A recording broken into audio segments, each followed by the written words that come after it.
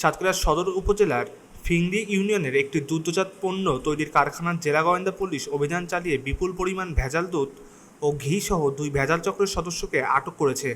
এ সময় জব্দ করা 260 লিটার ভেজাল তরল দুধ ও 20 লিটার ভেজাল ঘি সহ ক্রিম, সোডা, ক্যাস্টিক, সয়াবিন তেল, পাম অয়েল, জেলি ও দুধ তৈরির মেশিন। প্রাথমিক জিজ্ঞাসাবাদে ভেজাল দুধের কারবারি কোমল ও দিলীপ এসব বিষয় স্বীকার করে তারা বলেন 1 কেজি দুধে 50 গ্রাম দুধ ও 50 গ্রাম পাম অয়েলে তা দিয়ে বিক্রি করা হয়। এছাড়া সয়াবিন তেল ও জেলির সাথে মাখন মিশিয়ে জাল দিয়ে ঘি বানাতেন তারা।